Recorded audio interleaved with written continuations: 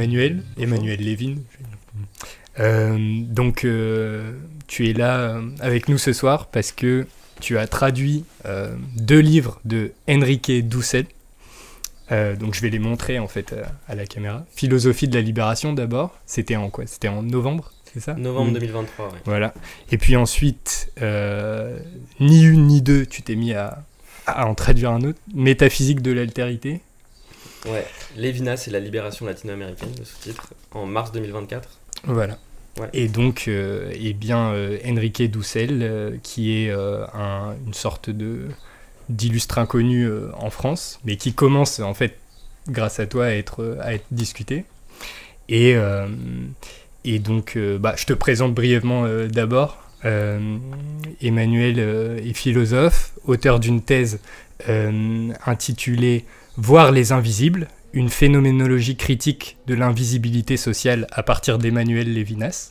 Voilà, on va voir que une des sources principales de Enrique Dussel, en fait, c'est l'œuvre de Lévinas.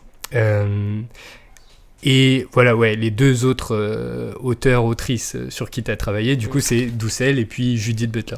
Ouais. Alors, je me disais, peut-être j'introduis juste un peu pour se demander pourquoi lire Dussel aujourd'hui, pourquoi c'est important, pourquoi on veut en parler. Donc, ouais, je donne une très courte citation de Dussel qui est dans Philosophie de la libération. Il dit que ce qu'il fait, c'est initier un discours philosophique qui parte de la périphérie, qui parte des opprimés. Donc, il écrit ça en 1977.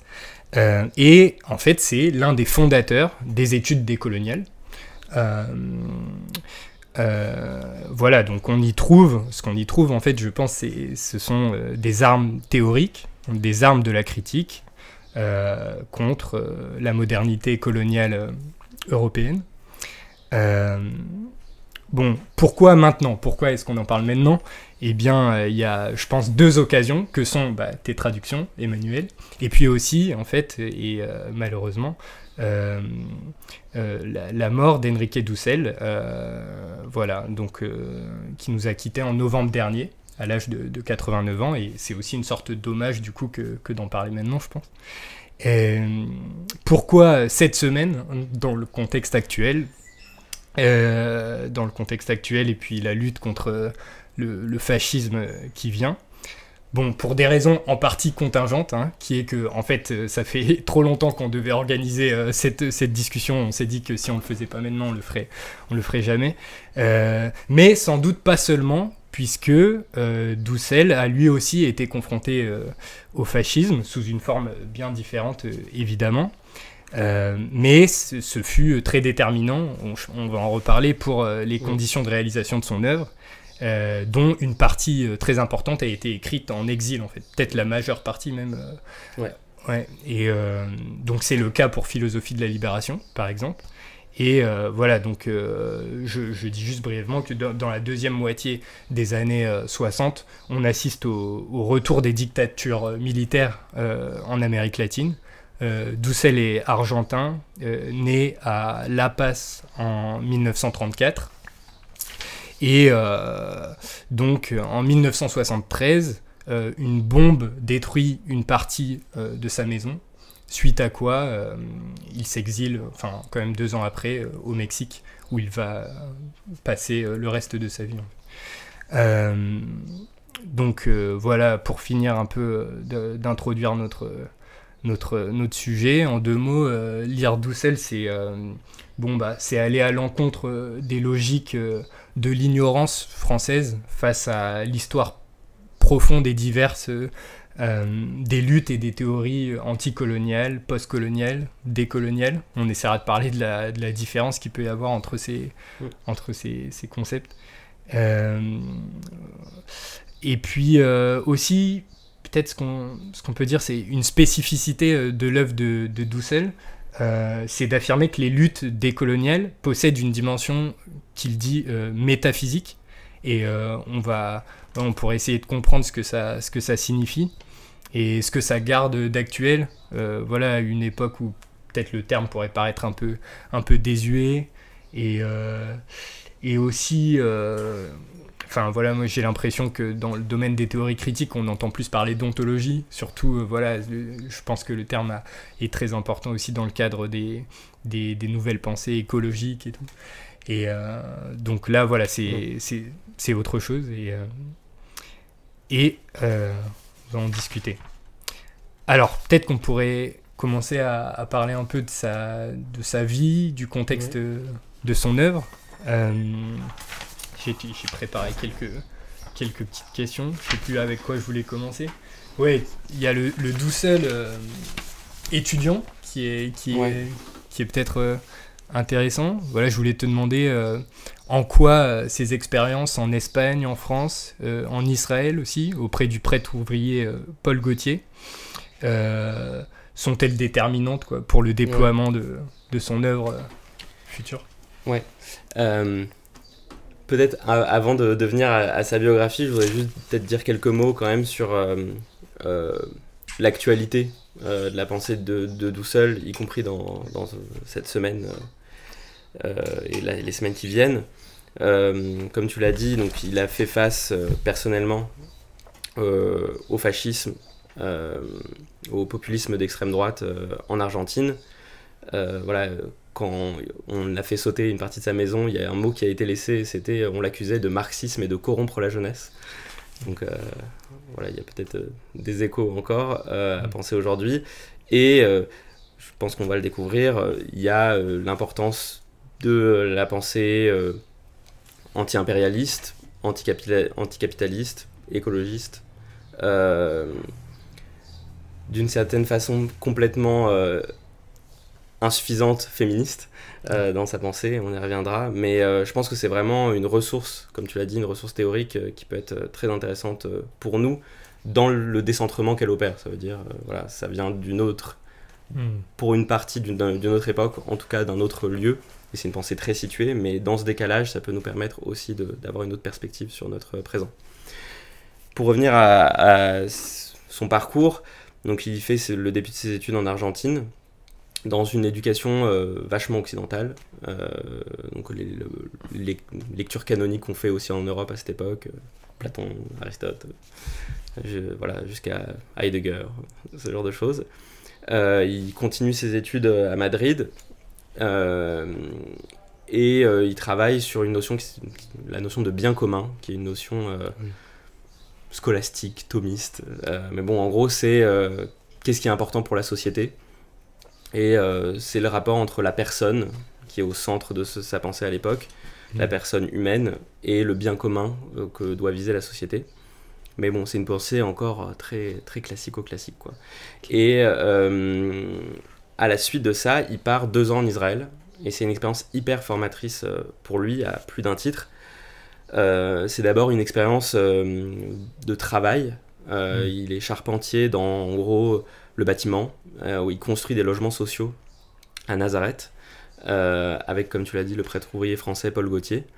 Et donc, en fait, on a tendance à pas exactement comprendre avec qui il est, mais il travaille à côté d'Arabes palestiniens chrétiens à cette époque, mais il éprouve, il cohabite avec le sort de ces Palestiniens, mais qui en fait ont la nationalité israélienne, vu que voilà, Nazareth c'est en Israël, déjà à cette époque.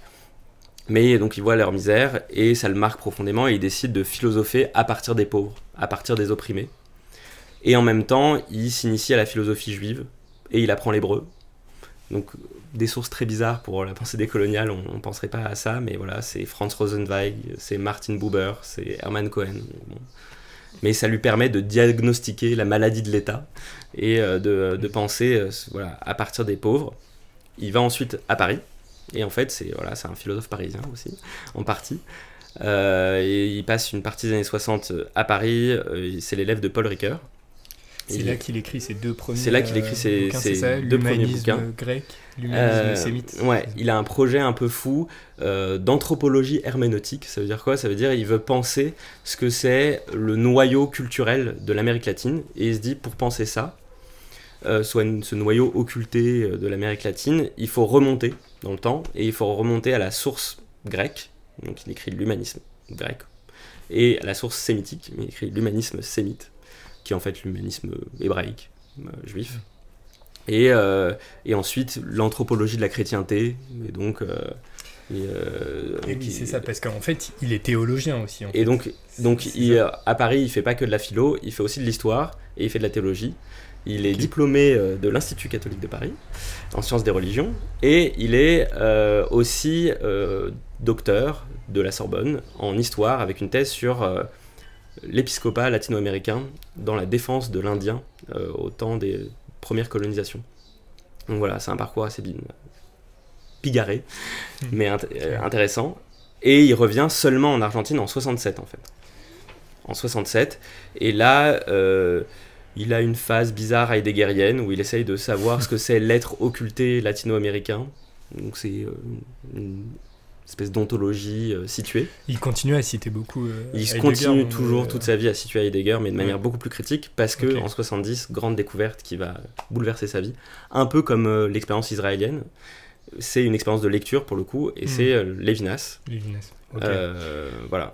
Bah ça, on y vient juste après peut-être. Ouais. Avant, je voulais te demander, du coup, comme il y a ce rapport quand même voilà, aux écritures, à la chrétienté et tout, c'est quoi son rapport à la théologie de la libération? Voilà, qu'on connaît peut-être un peu mieux en France déjà.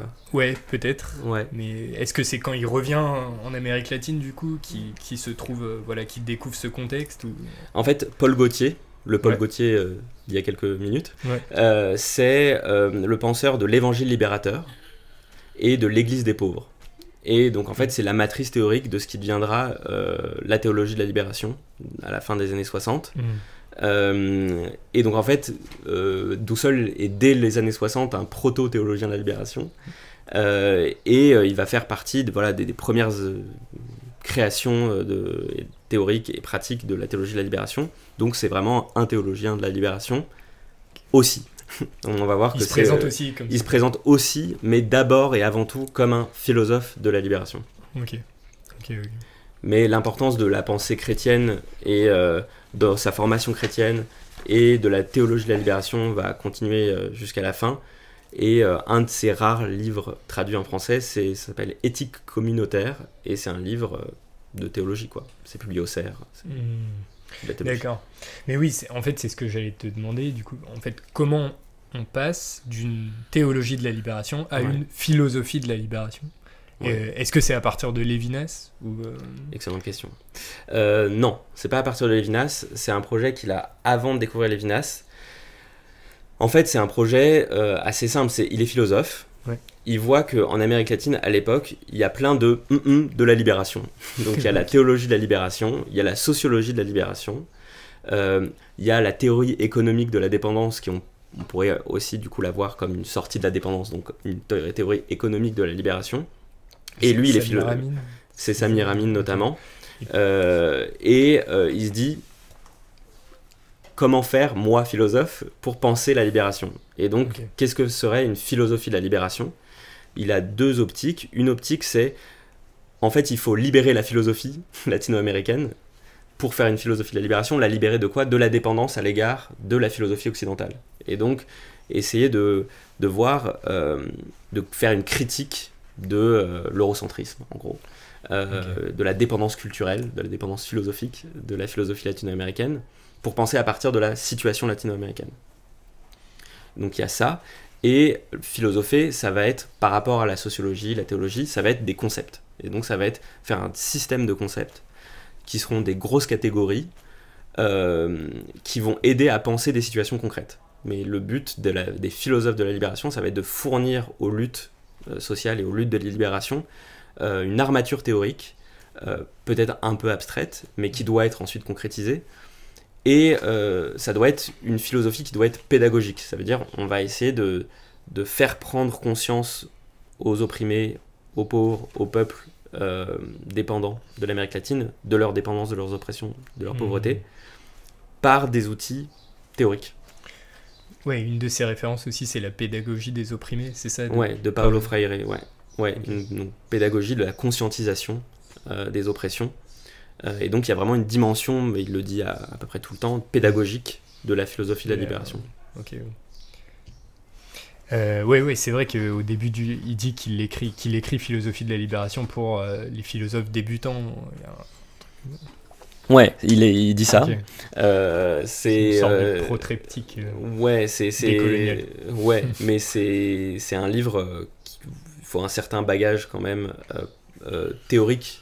Je veux pas faire peur, hein, mais il y a quelques références à avoir, mais j'ai un appareil critique très complet, du coup normalement on s'y retrouve. Ouais. Mais disons que ça s'adresse en effet de la situation historique, donc on s'était arrêté en 70, donc il crée tout son système théorique dont on va parler entre 70 et 75, et 75 il s'exile au Mexique, et il doit présenter en fait ce système théorique à des Mexicains qui le connaissent pas du tout, quoi. Et ouais, d'accord. Et donc c'est pour ça aussi qu'il s'adresse aux philosophes débutants, parce qu'en fait il s'adresse aux militants de gauche du Mexique, en disant bah moi, philosophe de la libération argentin, voilà ce que j'ai fait ces dernières années, ça pourrait peut-être vous aider. Et donc c'est aussi pour ça qu'il y a une visée pédagogique d'essayer de clarifier un peu son projet pour les intéressables, quoi. On passe peut-être à Lévinas. Ouais. Il l'a rencontré, c'est ça, dans Ouais. Métaphysique de l'altérité, là, tu as mis 2 lettres qui se sont envoyées. Ouais, et... il y en a beaucoup plus. Mais ouais, donc c'est un peu les rencontres du troisième type, ou en tout cas dialogue interculturel en acte, on pourrait dire. C'est donc Enrique Dussel, qui en Amérique latine est très connu, moins en France, mais bon, philosophe latino-américain, philosophe de la libération, politique, intellectuel engagé, de gauche, très à gauche, et futur maintenant auteur décolonial. Et Lévinas, qui est un penseur de l'éthique, comme philosophie première. Il est souvent résumé à un penseur du visage de l'autre, duquel on est responsable. Et donc ça fait un peu bizarre. Mais Dussel lit très très très très sérieusement tous les textes de Lévinas au début des années 70, va le voir à Paris. Ils font des conférences communes, en fait, des conférences qui se répondent à Louvain en 71 et 72. Okay. Et donc il y a vraiment des échanges personnels, plusieurs fois en Europe. Et ce que j'ai aussi un peu essayé de montrer, notamment dans ma présentation du livre, c'est, Dussel a pris beaucoup de Lévinas, mais Lévinas a aussi un peu pris de Dussel. Et donc il y a eu des inflexions chez Lévinas par ce dialogue-là. Et Lévinas avait promis de faire une recension d'un des livres de Dussel dans une revue française, chose qu'il n'a jamais faite, je ne sais pas pourquoi. Mais voilà, donc il y a eu cette vraie relation intellectuelle et personnelle. Et Dussel s'est toujours revendiqué de son maître, Lévinas, même dans les échanges que j'avais avec lui, c'était le maître estimé, respecté, Lévinas, dont il avait gardé précieusement les lettres jusque dans l'exil, quoi.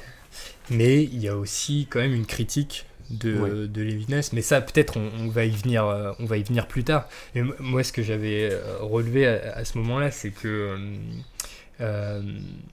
donc en fait ça c'est dans Métaphysique de l'altérité. Dussel dit que en tant que penseur juif, Lévinas a trouvé dans son expérience existentielle, là je cite, un point d'extériorité pour critiquer la totalité de la pensée européenne. Ouais, je pense qu'il fait référence au concept de totalité que critique beaucoup Lévinas. Peut-être tu pourras nous dire un mot de ça. Ouais. Mais il dit, mais malgré tout, l'Europe reste encore son point d'appui. Ouais. Et là, après, il continue, il dit « Tandis que nous, latino-américains, africains, asiatiques, habitants du monde de la périphérie, nous avons souffert à cause de l'Europe, et notre point d'appui est une histoire étrangère au centre, et en elle-même positive, même si le monde cultivé l'a considérée comme barbare, comme non-être, comme inculte. » Voilà. Mais après, bon, ça, peut-être on en discutera après. J'imagine que cette critique, on pourra... l'opposer aussi à Dussel lui-même, en fait, qui reprend beaucoup Lévinas. Est-ce que lui-même, on peut pas dire que l'Europe reste encore son Alors, il y a plein de choses. Première chose, il faudrait voir si la compréhension du judaïsme de Lévinas par Dussel est véritablement juste. Je pense que c'est pas là le lieu, mais bon, il se fait une idée de ce qu'est un penseur juif, en l'occurrence d'Europe de l'Est, et de son rapport à l'Europe, qui n'est pas forcément exactement adéquat. Passons. En l'occurrence, il y a déjà une première chose, c'est on entend dans les paroles de Dussel, dans ce qu'il écrit, les concepts même de Lévinas, qu'il retourne à Lévinas, retour de boomerang. Donc c'est des concepts comme le concept de totalité. Chez Lévinas, il y a une critique de la totalité. La totalité, c'est la totalité d'un concept ou la totalité d'une représentation, et on va englober les gens, les individus, dans des totalités de concepts ou de représentations, et dans des totalités aussi politiques. Et en gros, la totalité, ça fait violence à l'individu, ça fait violence aux singularités, et c'est le mal, la totalité, on pourrait dire, chez Lévinas. Et Dussel en fait une totalité politique située. C'est-à-dire, là, il parle de totalité européenne, alors que chez Lévinas, c'était beaucoup plus abstrait que ça. Et donc il va y avoir la totalité du centre par rapport à l'extériorité de la périphérie. Extériorité qui chez Lévinas aussi est un concept qui n'a pas du tout ce sens-là, qui est, en gros, l'extériorité, c'est l'altérité absolue, c'est l'absolument autre. Et donc là, en gros, ce que fait Dussel, c'est il historicise, il politise, il concrétise, on pourrait dire, les concepts de Lévinas pour les retourner contre Lévinas. Et donc l'autre, par exemple, ça va plus être l'autre absolument autre, autrui, voilà, tel ou tel autrui en général, mais ça va être l'autre africain, l'autre latino-américain, donc c'est l'autre par rapport à la totalité européenne. Donc c'est cette altérité-là plus située. Donc bon, il y a cette première chose, et la deuxième chose, c'est que Dussel va pouvoir, vu qu'ils en parlent, adresser cette critique à Lévinas. Et Lévinas s'en rend compte, il dit voilà, Dussel m'a dit ça. Et en disant voilà, vous, Lévinas, vous êtes centré sur la mémoire du fascisme, mais plus particulièrement de l'hitlérisme, du stalinisme, de la Shoah. Mais voilà, qu'est-ce que vous pouvez penser de l'esclavage, de la traite, de la colonisation, voilà. Et donc Dussel relate ça, et il dit, Lévinas a répondu, mais ça c'est votre responsabilité. C'est à vous de le penser.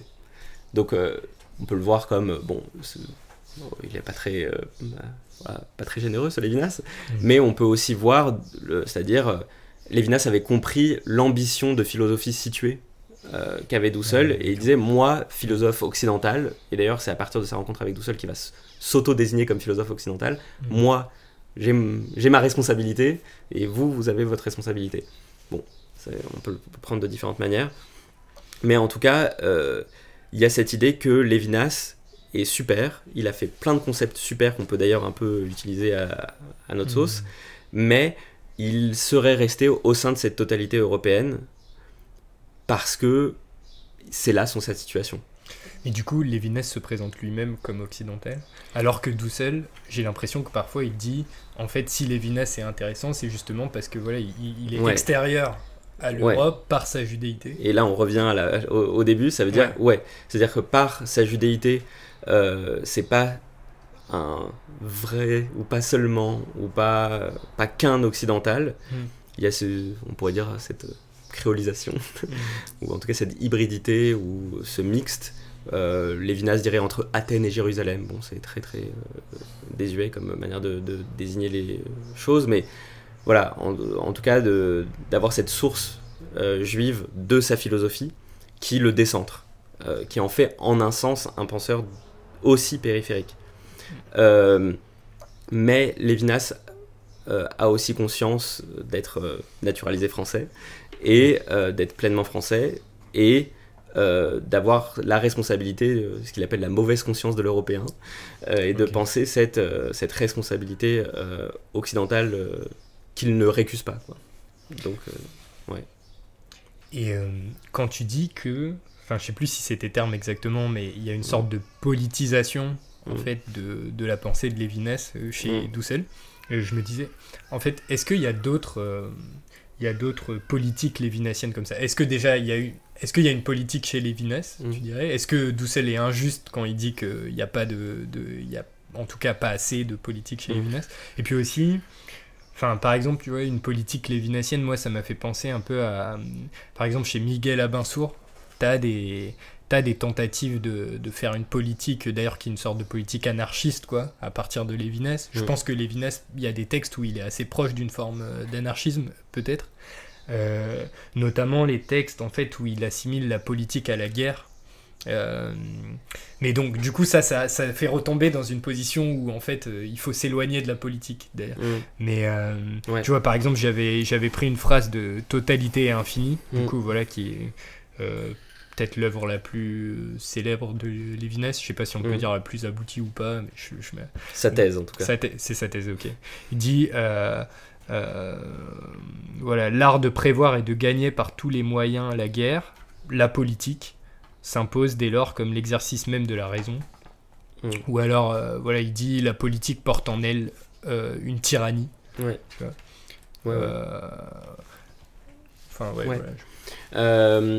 Bon, il y a un texte qu'on cite assez souvent, juste parce que par rapport à son titre, mais il y a un texte de Lévinas qui s'appelle Politique après, point d'exclamation.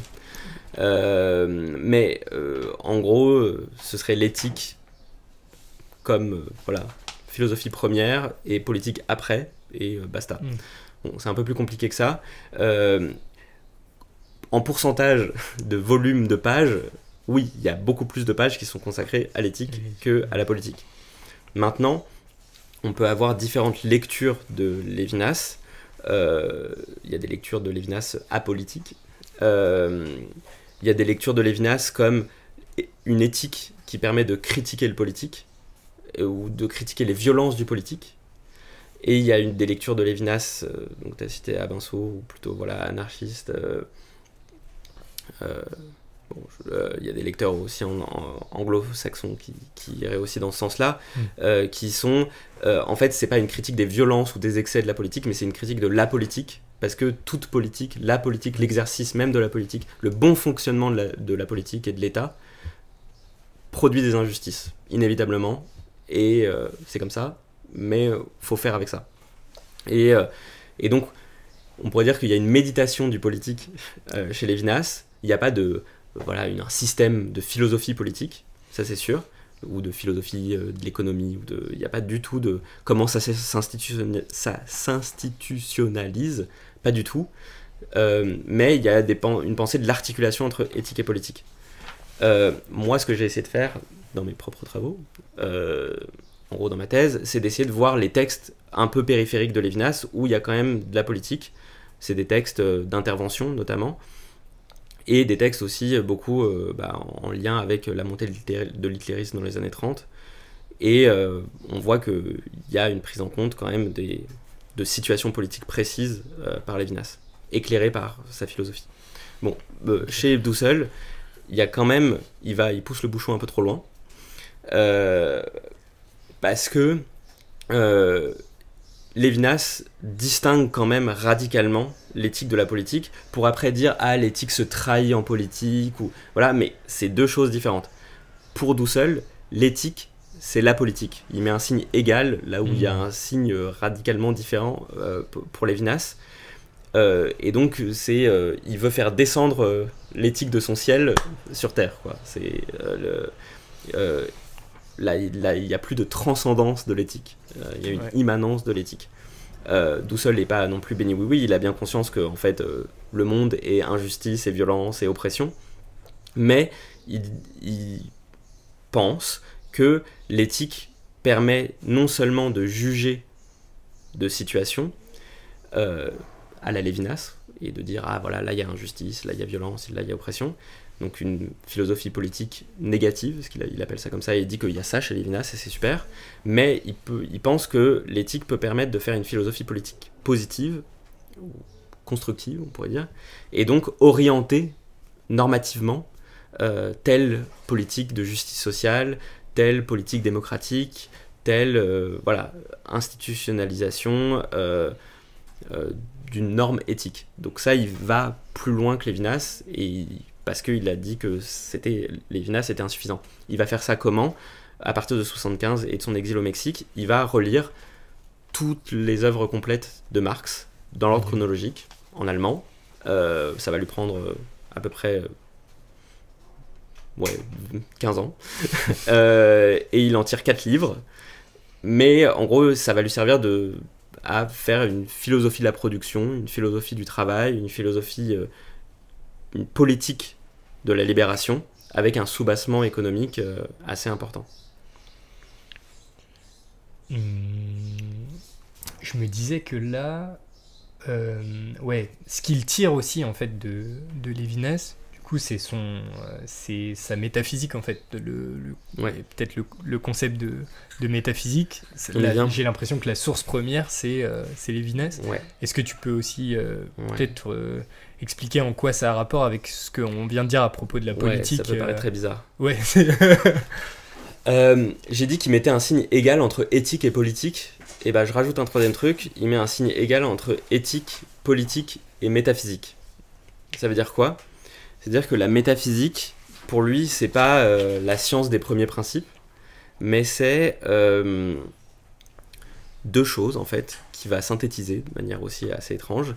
Il y a d'un côté ce qu'on a dit sur Lévinas, c'est-à-dire chez Lévinas, l'éthique c'est aussi la métaphysique, au sens de c'est la relation entre un sujet et un autre qui est radicalement transcendant, qui est au-delà du monde, au-delà de la physique, et donc métaphysique, en ce sens-là, un peu basique.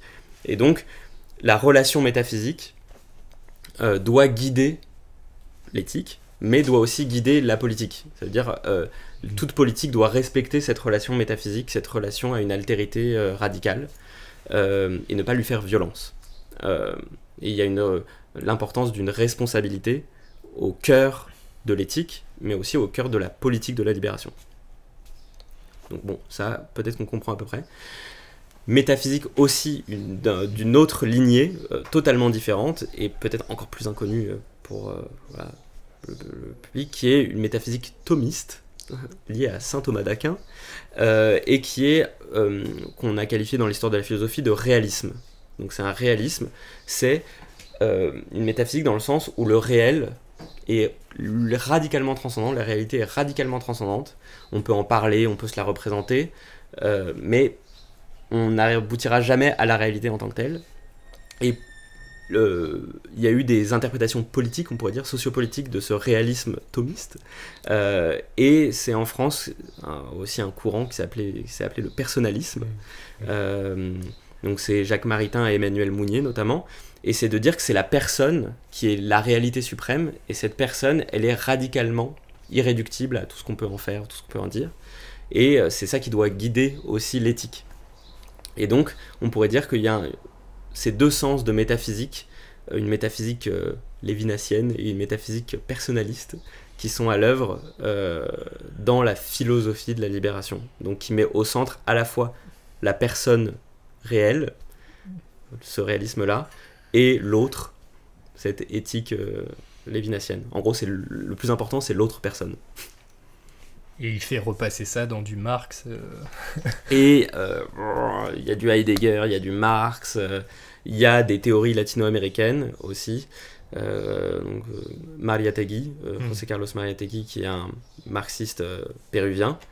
Et il y a aussi, par exemple, ce qui a été très important dans la naissance de la philosophie de la libération, la polémique sur existe-t-il une philosophie latino-américaine, et donc sur, en gros, se départir de la dépendance à l'Europe pour créer une philosophie authentiquement située en Amérique latine. Donc il y a un mixte à l'œuvre chez Dussel. Mais peut-être qu'on en vient du coup à sa politique. Ouais. Pensée politique, donc tu viens de parler de sa politique de la libération. Donc je crois que tu me disais que Dussel parle des 3 principes de sa politique de la libération. Peut-être qu'on peut commencer avec ça. Tu penses que c'est une bonne idée? Et bien sûr, je vais commencer un peu avant. En gros, dès le début de sa pensée, il y a un aspect politique. Enfin, il fait une éthique de la libération. Il y a 5 tomes d'une éthique de la libération latino-américaine qu'il va synthétiser dans la philosophie de la libération. D'accord. Donc ça, c'est 1970-75. Mais dedans, il y a déjà un aspect politique. Pourquoi ? Parce que pour lui, la politique, c'est la relation... Donc c'est très hétéronormé et très androcentré, mais entre frères. Et donc c'est une relation interpersonnelle à l'échelle l'État ou de la société, et donc on doit libérer cette relation des oppressions qu'elle recouvre dans les sociétés latino-américaines. Donc bon, il y a déjà on pourrait dire une politique de la libération là, mais cette politique, elle va vraiment s'approfondir avec la lecture de Marx et avec la lecture de Jürgen Habermas et Karl Otto Appel. Et donc on qualifie ça d'éthique de la discussion, on pourrait dire ça comme ça, mais donc de théorie critique, école de Francfort. Et ça va lui permettre, dans les années 90, de faire une nouvelle éthique de la libération qui va nourrir une nouvelle politique de la libération dans les années 2000. Et donc la politique de la libération, c'est quoi ? C'est 3 principes qui doivent guider l'action politique. Et donc on pourrait dire que c'est 3 principes de l'éthique qui vont guider la politique. Ces 3 principes, c'est le principe matériel. Le principe matériel, c'est une action politique doit participer à la préservation, à la reproduction et à la croissance, crecimiento, donc croissance, accroissement, épanouissement de la vie. Sans préciser d'ailleurs, parfois c'est vie humaine, parfois c'est vie sur Terre, donc de l'ensemble des êtres vivants. Donc c'est ça le cœur de la politique de la libération. C'est un principe matériel. Ouais. Et ça va mener à une écologie aussi, c'est ça ? Et ça, c'est articulé à une écologie de la libération qui est fortement liée à ce principe matériel. Mais en fait, tout est fortement lié à ce principe matériel, puisque le principe qui suit, c'est le principe formel, qui est plus lié du coup à l'éthique de la discussion, qui est une action politique, ça doit être inclusif, et ça doit inclure tout le peuple, tout le monde, à la délibération démocratique. Pour être dans une délibération égalitaire et symétrique, c'est ça le critère. Ensuite, il y a un principe de faisabilité, qui est le 3e principe. C'est une action, en gros, une politique de la libération, c'est ni totalement anarchiste, ni totalement critique, ni totalement utopique. Ça doit être faisable. Et donc, ça doit pouvoir s'institutionnaliser, j'ai décidément du mal, avec une politique démocratique à la fois représentative et participative. Et donc, c'est ça le but, c'est qu'il y ait des politiques de justice sociale qui soient mises en place. Je précise que c'est une politique à la fois positive, là ça a l'air positif, mais du coup ça a l'air aussi un peu naïf, mais c'est une philosophie politique, ce qu'il appelle une philosophie politique critique, puisque par principe, ces 3 principes sont niés dans la réalité. Et sont en fait rendus impossibles pour certains corps, certaines vies. Il y a certaines vies où leur vie est impossible à préserver, à reproduire et à faire croître. Elles sont exclues de la délibération démocratique et leur politique est infaisable. Et donc, le but de la philosophie politique critique, de la politique de la libération, c'est de se battre, lutter contre les négations qui rendent impossibles ces principes. Donc voilà, c'est ce jeu-là, pas très drôle,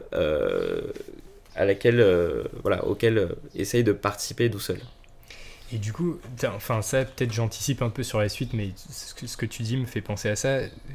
J'ai aussi entendu que en fait il n'a pas soutenu les luttes zapatistes, je crois pas, il n'a pas vraiment soutenu les luttes du Chiapas et tout, enfin peut-être tu vas me corriger, ouais. Mais est-ce que ce côté un peu, peut-être on pourrait dire institutionnaliste dont tu viens de parler, ça pourrait constituer en fait les arguments de fond pour lesquels il a pas pris part à cette lutte? Est-ce que c'est d'autres raisons Ouais.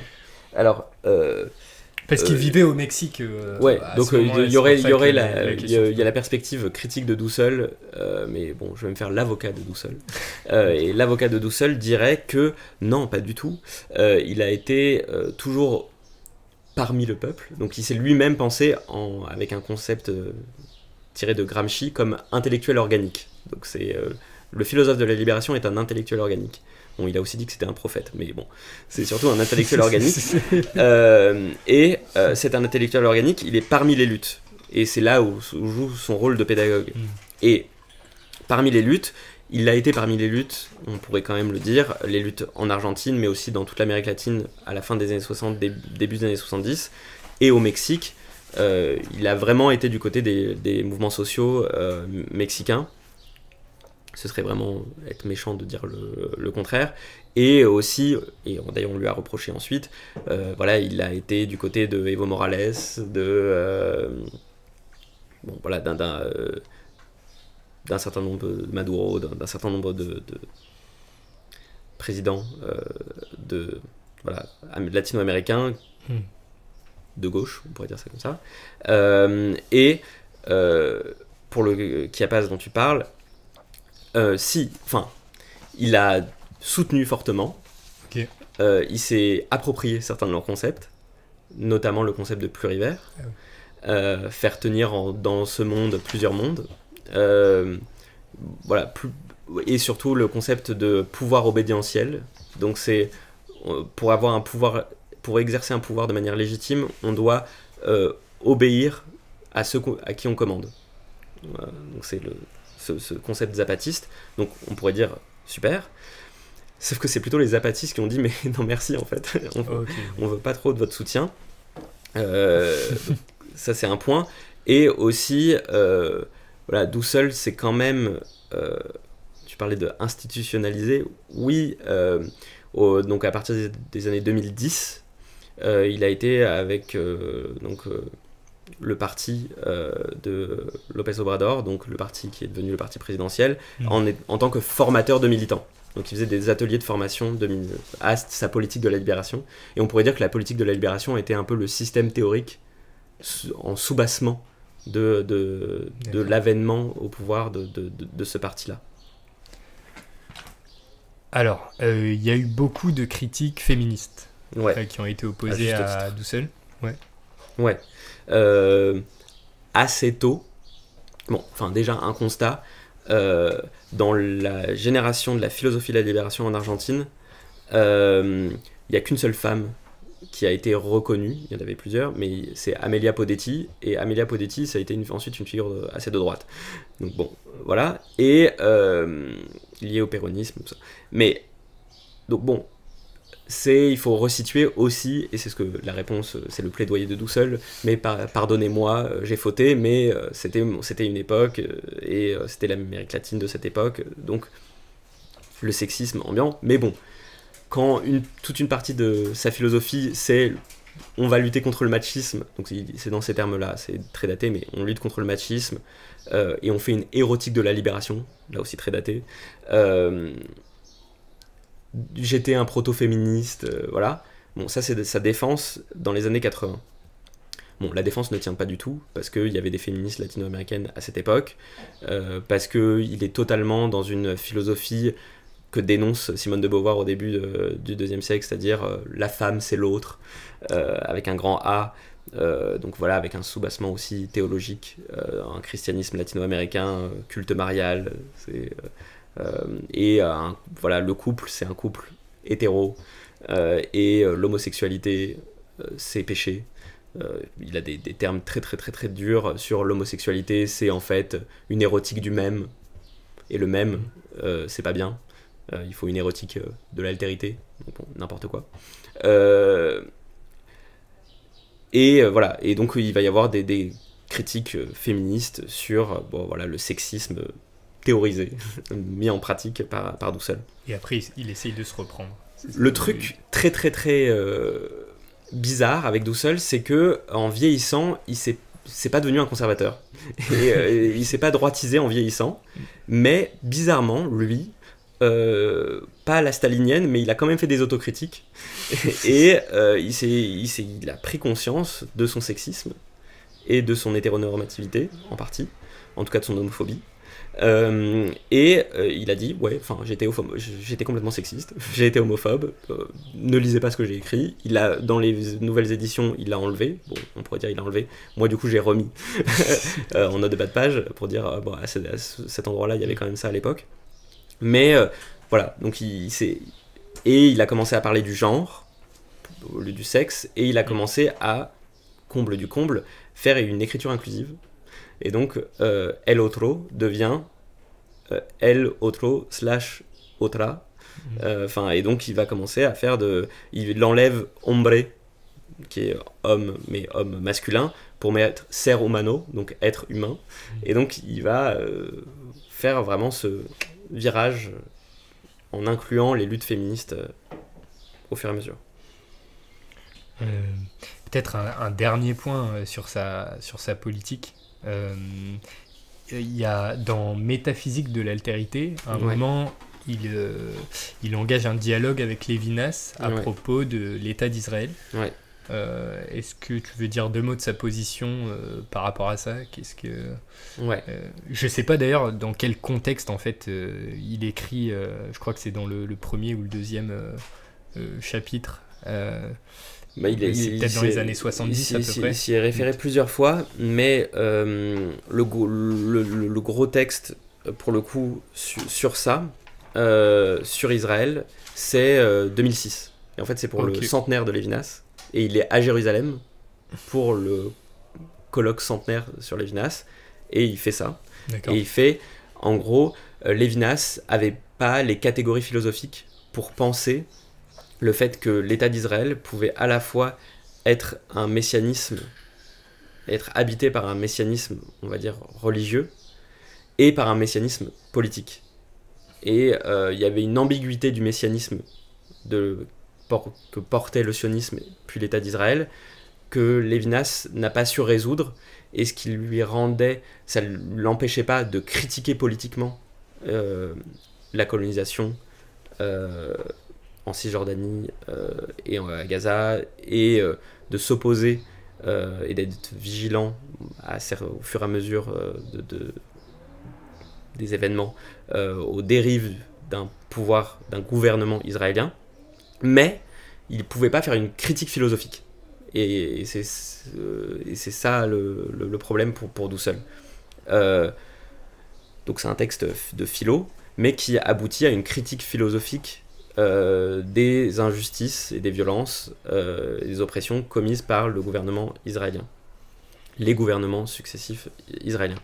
Point important quand même, c'est que parmi les auteurs décoloniaux, cette critique de l'État d'Israël et des gouvernements d'Israël est d'une part appuyée par une expérience israélienne, c'est-à-dire il a vécu pendant 2 ans en Israël, il était syndiqué en Israël, et il a une expérience de terrain, on pourrait dire, un peu datée par rapport à une certaine époque, mais en tout cas une vraie expérience.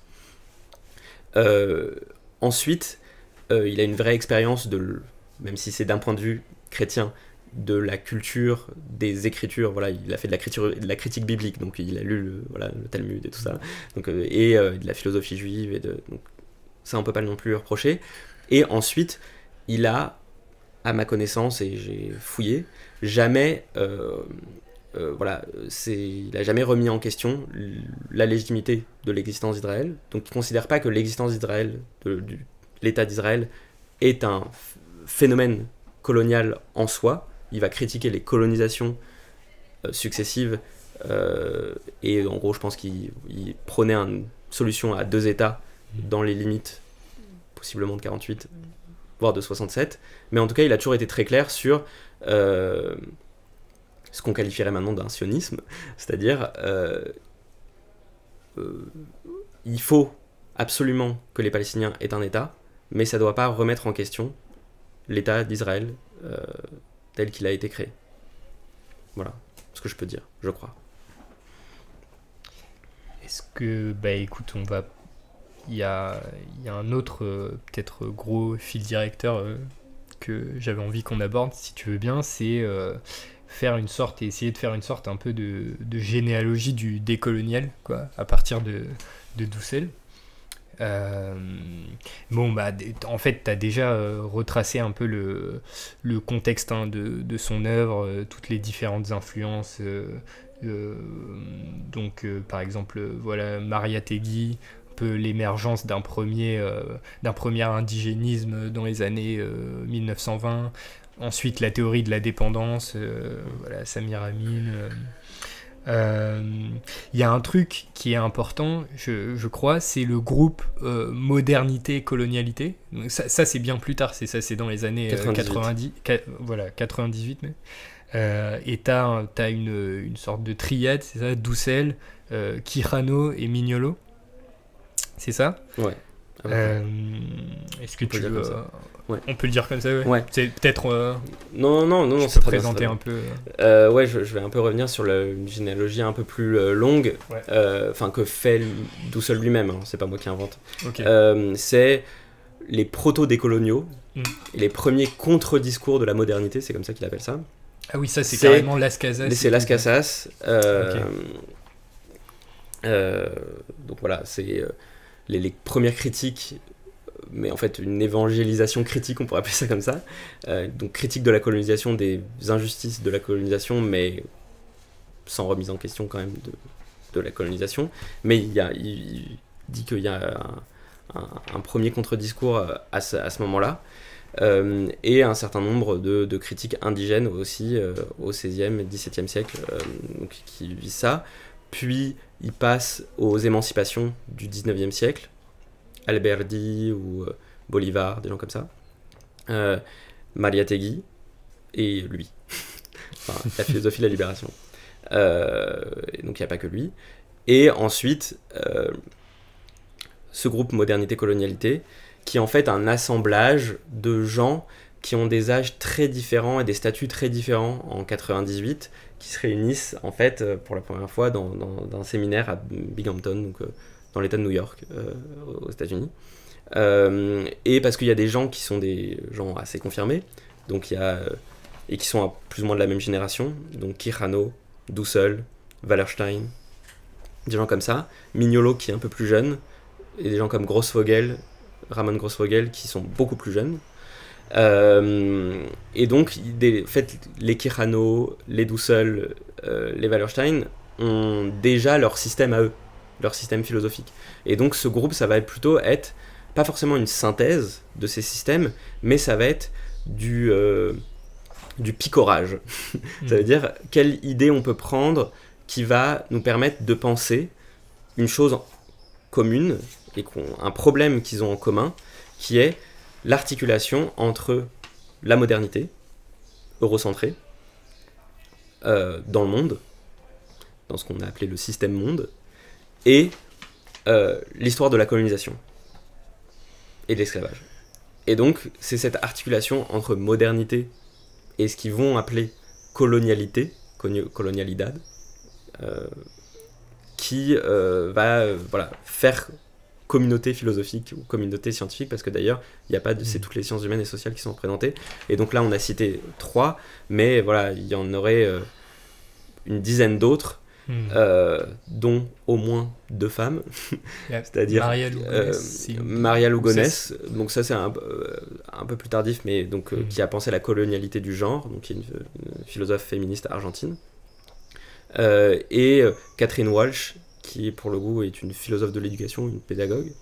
On pourrait aussi rajouter Linda Martin Alcoff, mais qui est plutôt qui est aux États-Unis. Parce qu'il faut préciser que on dit que les racines du décolonial sont latino-américaines. Sont latino-américaines avec beaucoup de gens en poste aux États-Unis. Mais ce groupe-là, modernité, colonialité, et on va rajouter un autre slash et rajouter décolonialité ensuite. Donc ça va être MCD, modernité, colonialité, décolonialité. Ce groupe-là est héritier d'une tradition latino-américaine, même s'il a aussi pris son essor aux États-Unis, à la suite de conférences, de colloques, etc. Et du coup, pour revenir d'abord à la modernité, colonialité, avant je crois que décolonialité soit ajoutée aussi.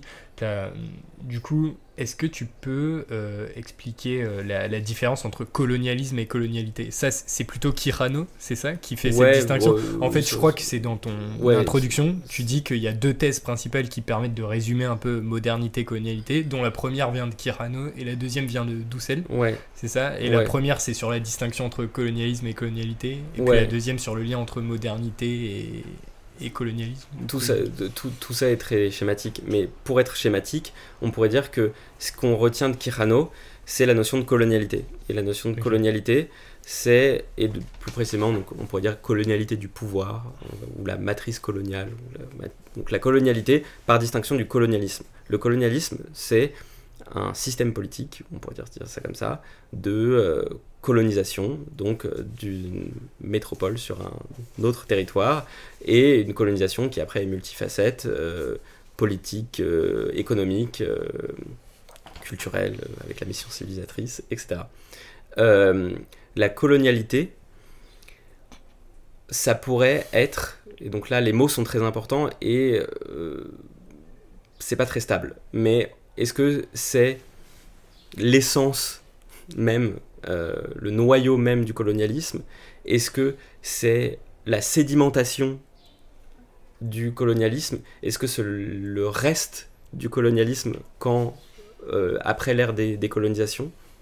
Puisque, ou c'est encore, on pourrait penser sur le mode de la trace, ce qui perdure, puisque la grosse différence avec le post-colonial, c'est que, enfin une des grosses différences, et là encore on est très schématique, c'est que l'Amérique latine a été décolonisée, on pourrait dire ça comme ça, au 19e siècle, et donc c'est plutôt observer les résurgences, les persévérances, les permanences du colonialisme après le colonialisme.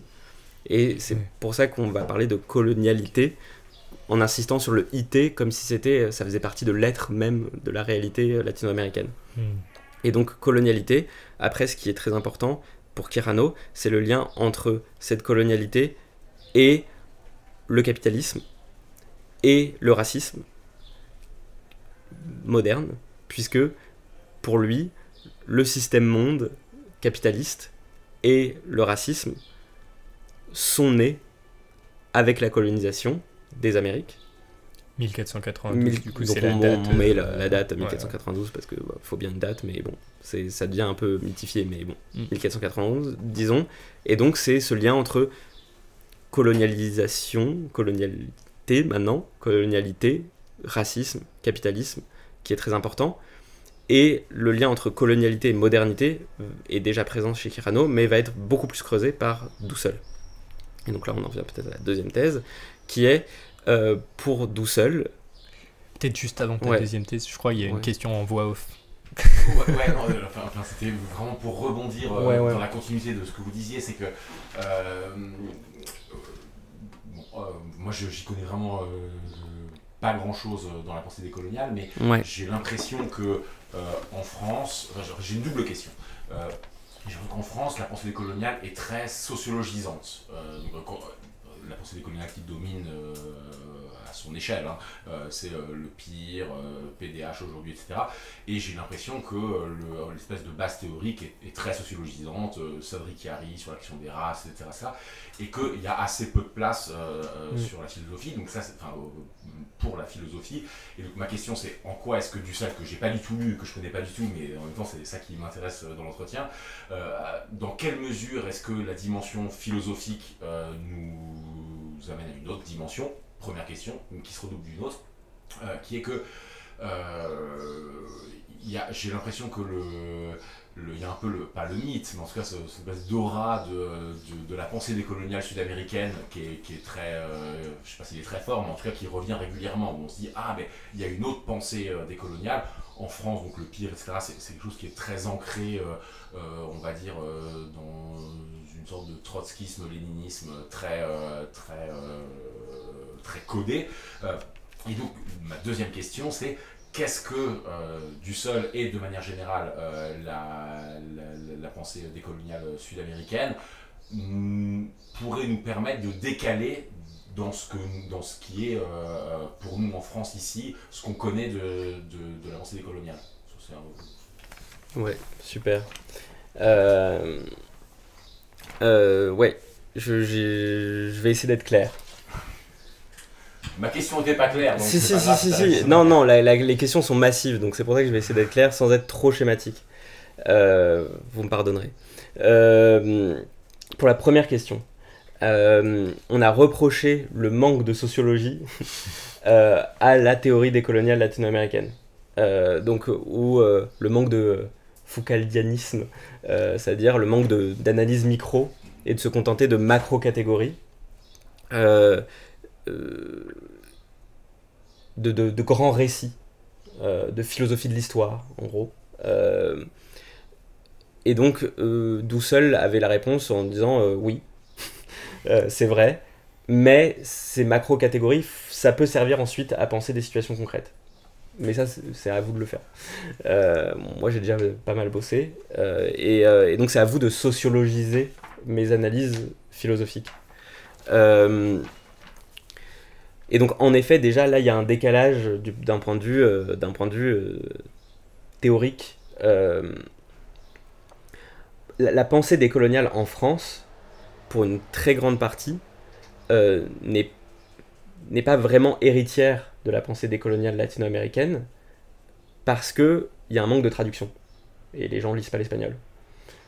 Donc il y a un truc très concret, quoi, mais qui fait partie de l'eurocentrisme, et à l'intérieur de l'eurocentrisme, l'Espagne c'est déjà le sud, voilà, si c'est pas en anglais, on lit pas. Et donc il y a un truc matériel, quoi. Il faut penser les conditions matérielles de circulation des savoirs, quoi.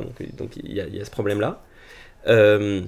Mais en fait, si on regarde les textes, d'abord du Pire, voilà 2005, les premiers textes, c'est un langage qui utilise le post-colonial, quoi.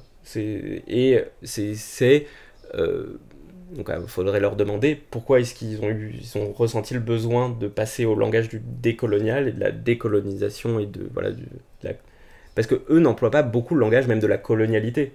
Ils emploient assez peu de concepts de la théorie décoloniale latino-américaine. Ouria Boutelja, elle cite, je crois, 2 fois très ponctuellement Dussel, très très ponctuellement dans Les Blancs, les Juifs et nous, mais voilà, c'est très limité. Norman Najari le cite un peu. Norman Najari le cite en tant que philosophie de l'histoire, en tant que grand récit, mais lui, je lui en ai déjà parlé, et il n'a pas lu Dussel dans le texte in extenso, quoi. Donc il y a cette première réponse. La deuxième réponse, parce que je crois que la deuxième question c'était qu'est-ce que ça peut nous apporter. Qu'est-ce que ça peut décentrer, décaler par nous, qu'est-ce que ça veut venir enrichir pour moi, ça vient enrichir de la dimension philosophique. Ça veut dire il y a déjà une dimension de réflexion sur les mots qu'on utilise, sur les concepts qu'on utilise, et donc voilà, une démarche un peu, pour dire les gros mots, épistémologique, et donc juste on réfléchit à quel type de savoir on utilise et quel type de savoir on veut produire. Donc bon, il y a cette démarche un peu réflexive.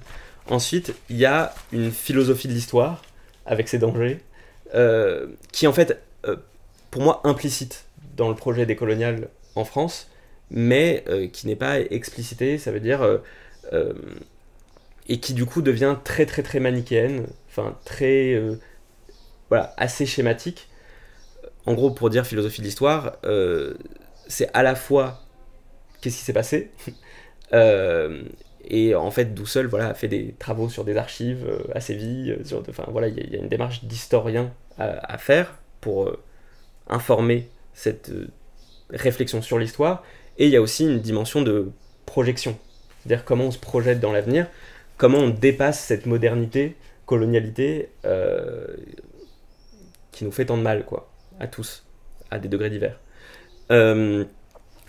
Dussel a un projet qui s'appelle la transmodernité. Il avait appelé ça la postmodernité, mais le pauvre, au même moment, Lyotard et compagnie, c'était accaparé le terme, donc il a des notes de bas de page à serre en disant je suis obligé de prendre trans.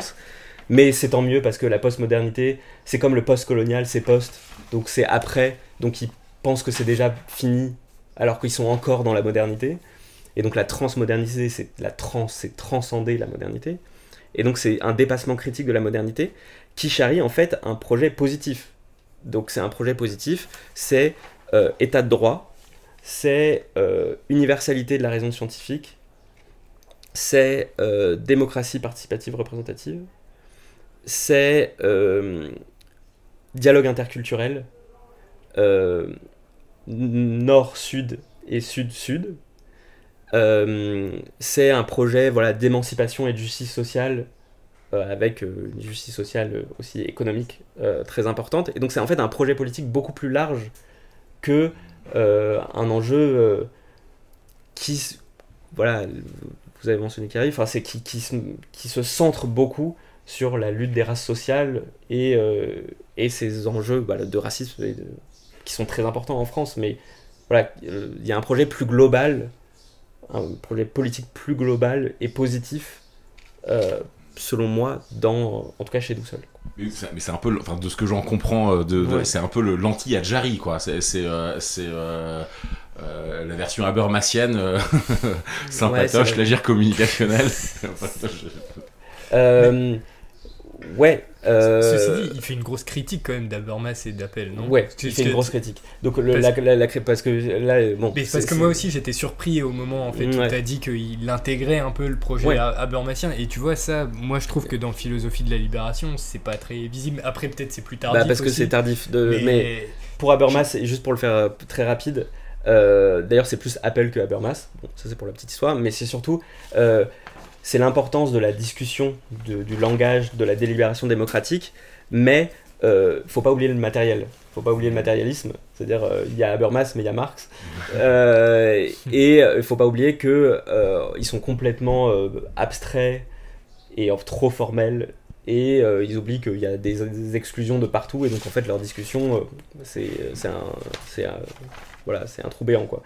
Mais sur le côté c'est l'anti-Ajari, faudrait lui demander. La grande question, non mais c'est une grande question parce que la métaphysique chez Dussel, c'est quoi? C'est une critique de l'ontologie, c'est une critique de l'être, et c'est une critique de l'essence. Et donc, bon, c'est une question qu'on pourrait avoir, c'est est-ce qu'il y a une critique du coup de l'essentialisme, et du coup de quel type d'essentialisme? Est-ce que c'est stratégique, est-ce que c'est historique? Voilà.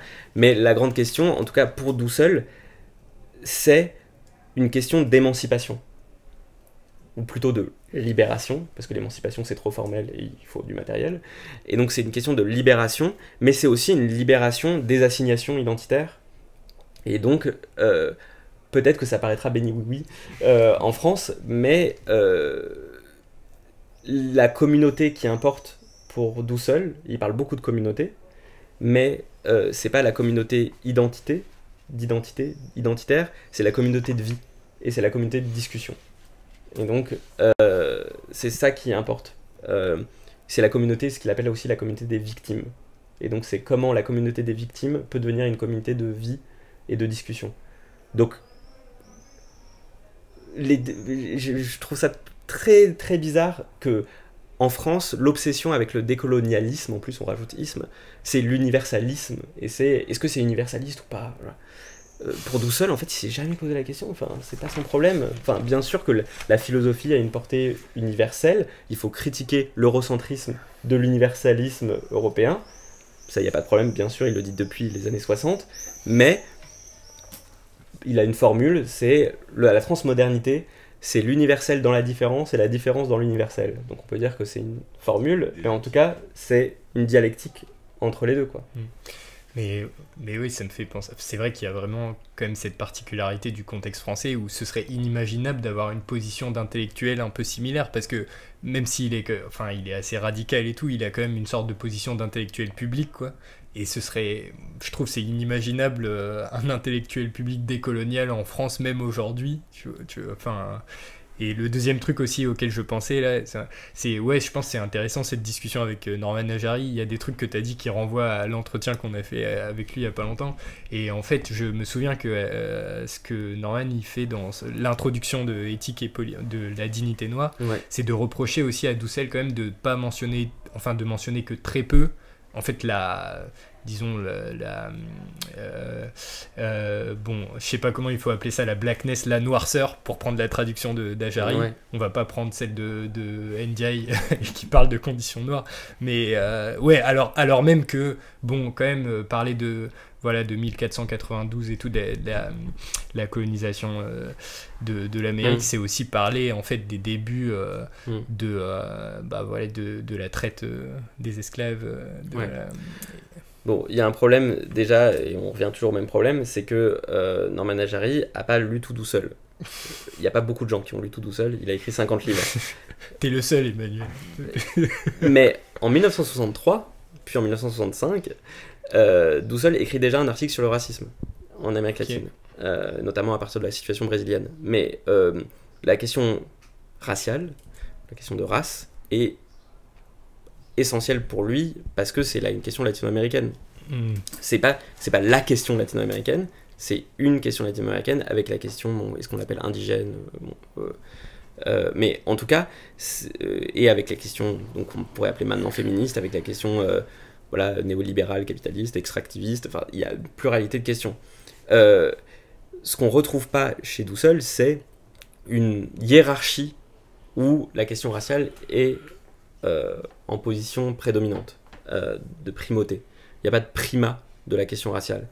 Mais, dans tous ces textes, et j'invite les gens qui s'y intéressent à les lire, quand il fait les suites à la Prévert pour rendre compte en fait de la diversité des discriminations, il y a les discriminations de genre, les discriminations de race, les discriminations de classe, de religion, d'âge, etc. Donc okay. C'est présent, mais enfin oui, c'est pas un théoricien critique de la race, ça c'est sûr. Ouais. Mais et c'est pas un afro-décolonial, c'est pas un philosophe africain. Mais c'est vrai que ça va me mener à une autre critique qui lui est faite et dont je voulais parler. Mais c'est vrai que c'est comme tu dis, il y a les suites il fait des sortes de listes à la Prévert aussi de sortes de héros ou de héroïnes politiques, tu vois, dont il se réclame un peu. Et je trouvais que les seuls, enfin moi c'est vrai que je l'ai lu aussi dans la perspective, tu vois, d'une théorie disons afro-décoloniale et en fait les seuls noms noirs qui sortent, c'est dans ces listes, et alors que je trouve qu'on pourrait s'attendre à ce qu'il fasse appel un peu aux pensées, tu vois, décoloniales, en particulier noires, mais on pourrait dire aussi d'autres contextes qui sont très nombreuses, y compris à l'époque où il écrit. Tu vois, par exemple, moi j'étais déçu qu'il puisse pas un peu dans, je sais pas, dans la négritude ou des trucs comme ça, alors que je trouve que parfois c'est vraiment assez proche. Mais je sais pas si tu veux répondre maintenant ou si j'embraye sur Kusikanki. Je peux répondre très rapidement maintenant. C'est que en 61 il débarque à Paris et un des premiers livres qu'il lit, enfin en gros il lit Fanon. Et il participe aux mouvements anticoloniaux, donc c'est post-Algérie. Mais il participe à ces cercles-là. Il est soit avec les prêtres ouvriers liés au Parti communiste, soit avec les anticoloniaux. Donc bon, c'est deux salles, deux ambiances. Mais en tout cas, il est dans cette mouvance-là. Et dans d'autres textes, il cite très souvent Fanon. D'ailleurs, assez souvent avec Mémy. Mais il cite Fanon. Il cite je pense que tu parles de Lumumba et peut-être de mais il va aussi citer Temples, mais du coup les ethnophilosophies et la problématique des ethnophilosophies et du coup Ntunji. Il va citer aussi différents penseurs afro-caribéens et en fait c'est juste dans d'autres textes quoi. C'est juste mais pour lui c'est sûr que c'est pas une question centrale parce que c'est pas, mais peut-être à tort, il est argentin puis mexicain et pour lui c'est pas une question, disons que la question, par exemple la question indigène est beaucoup plus centrale pour lui en raison de la sociologie quoi. Mais et je pense que je pense que c'est quand même, on pourrait dire, un point aveugle. Et je pense que il n'a pas assez approfondi, il n'a pas assez lu, il a préféré lire Hilary Putnam et McIntyre et pas Charles Mills ou George Yancey ou Lewis Gordon aux États-Unis quoi. Donc il avait certains biais en effet. Ok. Bah ça me mène un peu à un dernier point que je voulais aborder peut-être. Alors. Comment c'est ça ? Ouais, moi il y a un truc que j'avais envie d'appeler, mais je sais pas, tu me diras ce que t'en penses, mais parce que tu disais qu'il y a j'ai l'impression que même dans le cadre du point de vue latino-américain, il y a des points aveugles. Il y a quelque chose comme, je trouve, une sorte d'absence des indigènes peut-être. Et du coup, en fait, c'est comme si... Enfin, il y a souvent des moments où j'ai l'impression que, tu vois, il parle à la place de gens sans... pour traduire ça plus clairement, t'as une sociologue bolivienne, c'est ça, qui s'appelle Silvia Rivera Kusikanki. Alors moi j'ai découvert ça dans un article de Lola, je pense que tu connais, de Lola Ion Dominguez, en fait qui recense un livre sur le décolonial de Philippe Collin et Lisselle Quiroz. Et du coup Kusikanki, mais je crois que sa critique porte plutôt sur Quirano. Et en fait, je voulais te demander si tu penses que, enfin, à quel point ça porte sur Dussel aussi. Donc Quirano, c'est un autre gars de modernité, colonialité. Et Hannibal, voilà. Et donc Kusikanki reproche à Quirano de ne pas reconnaître à sa juste valeur la longue tradition anticolonialiste latino-américaine dans laquelle il s'inscrit pourtant.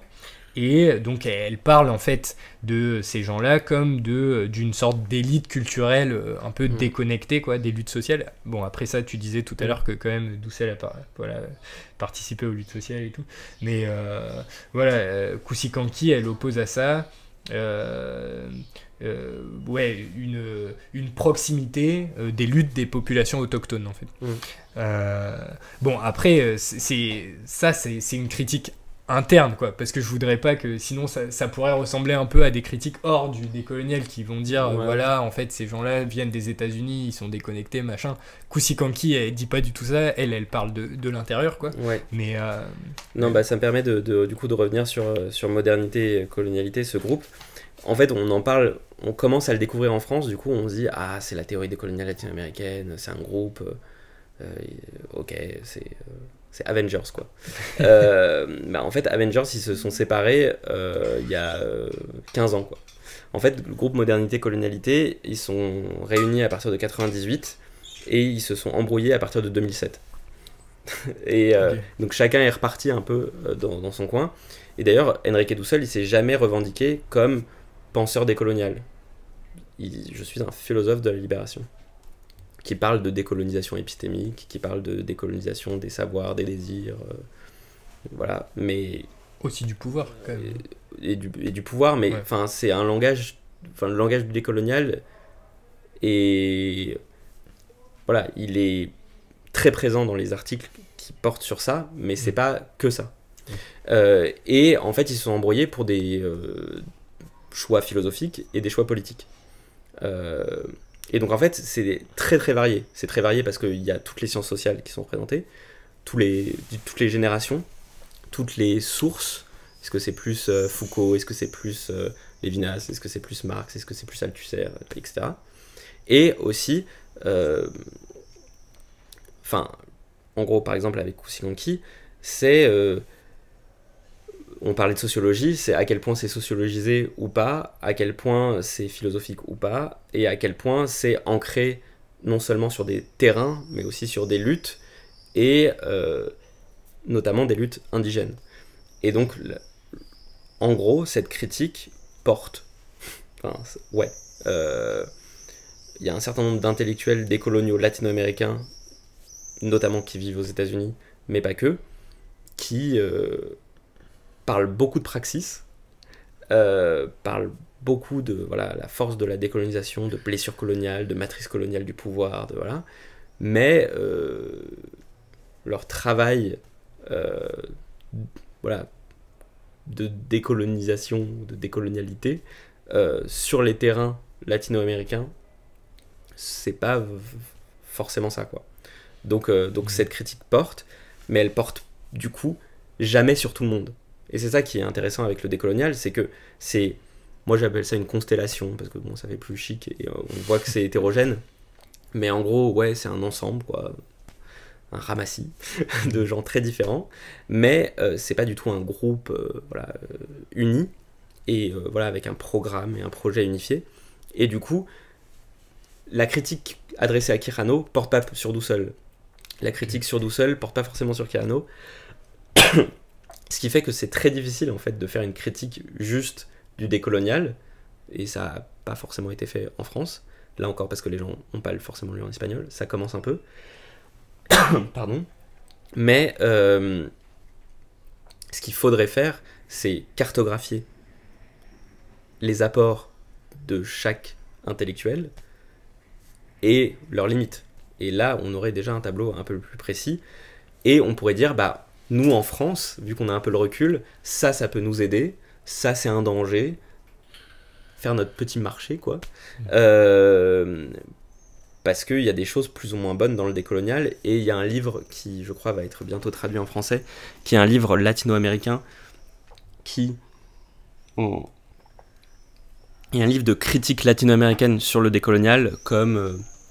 en gros, c'est que du branding, c'est que du... c'est des gens qui font que des concepts pour avoir des financements. Et il faudrait revenir à Fanon.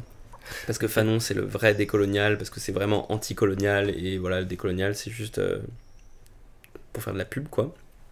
Et en fait, eux-mêmes sont bien obligés de voir que leurs critiques portent pas forcément sur tout le monde. Et, après avoir lu attentivement ce livre, de fait, Dussel, à chaque fois, ils sont un peu obligés de dire, bon, mais ça, c'est pas vraiment vrai pour Dussel, c'est pas vrai. Notamment parce que lui a cette casquette d'historien, ce qui fait qu'il est pas complètement hors sol, même s'il est pas sociologue, mais il est historien. Il a une formation philosophique qui fait qu'il a des concepts un peu précis, et du coup définis et délimités. Il a un projet politique clair, qu'il a théorisé. Donc ouais, moi c'est pour ça que j'ai voulu traduire Dussel, c'est bon, voilà, participer à l'histoire de la philosophie latino-américaine et la faire connaître en France. Je rappelle qu'il n'y a pas de l'espagnol n'est pas une langue à l'agrégation de philosophie en France, c'est pas considéré comme une langue philosophique, il y a de l'italien mais pas l'espagnol.